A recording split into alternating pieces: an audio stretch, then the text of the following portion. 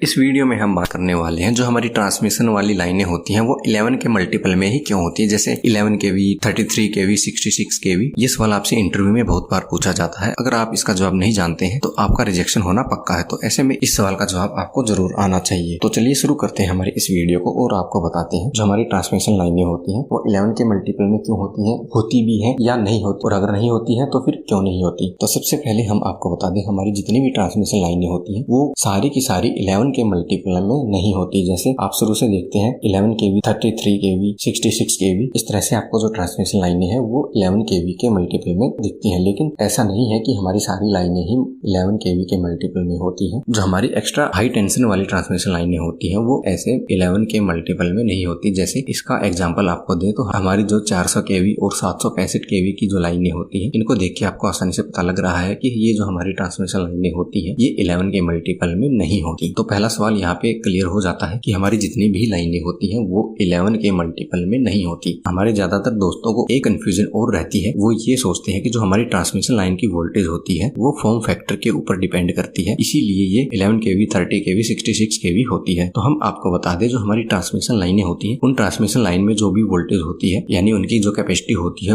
उनका और form factor का आपस में कोई भी रिलेशन नहीं होता है। यानी जो हमारी ट्रांसमिशन लाइन की वोल्टेज होती है वो फॉर्म फैक्टर के ऊपर डिपेंड नहीं करती। जो हमारी ट्रांसमिशन लाइनों की वोल्टेज होती है वो सिर्फ एक ही फैक्टर पे डिपेंड करती है और वो फैक्टर होता है हमारी रिसीविंग वोल्टेज। यानी जो हमारी ट्रांसमिशन लाइन का आखिरी एंड होता है वहां पे हमें कितनी वोल्टेज चाहिए है उस वोल्टेज के अनुसार ही हम हमारी ट्रांसमिशन लाइन में जो ये वोल्टेज होती है इसको इंजेक्ट करते हैं। जैसा कि आप जानते होंगे जब हम इलेक्ट्रिसिटी का ट्रांसमिशन करते हैं एक जगह से दूसरी जगह तक तो हमारी ट्रांसमिशन लाइन जनरेशन से लेके रिसीविंग एंड पे पहुंचने तक उसमें कुछ न कुछ लाइन लॉसेस हो जाते हैं। इन लाइन लॉसेस के कारण हमारी जो ये ट्रांसमिशन लाइन है यहाँ पे हमें वोल्टेज का ड्रॉप देखने को मिलता है। यानी जितने वोल्टेज हम जनरेशन स्टेशन से भेज रहे हैं उतने ही वोल्टेज हम रिसीविंग एंड में प्राप्त नहीं कर रहे, उससे कम वोल्टेज ही हमें वहाँ पे मिल रहे हैं। तो बीच में होने वाले इसी ट्रांसमिशन लॉसेस यानी लाइन लॉसेस को कवर करने के लिए ही जो इंजीनियर और साइंटिस्ट हैं उन्होंने एक 10% का जो फिगर है वो निकाला है। इसके अनुसार जो हमारी ट्रांसमिशन लाइनें होती है वहाँ पे जो हम वोल्टेज का ट्रांसफर करते हैं वो हमारी 10% एक्स्ट्रा होनी चाहिए। आप किसी भी लेवल पे वोल्टेज का ट्रांसमिशन कर रहे हो, चाहे वो 1000 वोल्ट हो, 10,000 वोल्ट हो, 11 केवी हो, 33 केवी हो, हमें हर जगह पे 10% एक्स्ट्रा लेके चलना होता है। लेकिन ऐसा भी जरूरी नहीं है कि जो हमारी ट्रांसमिशन लाइन है उन सभी ट्रांसमिशन लाइन के अंदर 10% का ही लॉस हमें देखने को मिले। जो हमारे लॉसेस होते हैं वो हमारी जो ट्रांसमिशन लाइन की लेंथ होती है उसके ऊपर डिपेंड करते हैं। ट्रांसमिशन लाइन की लेंथ जितनी लंबी होगी लॉसेस उतने ज्यादा होंगे, ट्रांसमिशन लाइन की लेंथ जितनी कम होगी लॉसेस उतने ही कम होंगे। तो ऐसे में ये भी जरूरी नहीं है कि हम सिर्फ 10% एक्स्ट्रा ही लेके चले। अगर हमारे जो लॉस है वो ज्यादा हो रहे हैं तो हम 10% से ज्यादा वोल्टेज भी अपनी ट्रांसमिशन लाइन में भेज सकते हैं। लेकिन जो स्टैंडर्ड माना गया है वो स्टैंडर्ड 10% को ही माना गया है। तो ऐसे में ज्यादातर जगह पे आपको 10%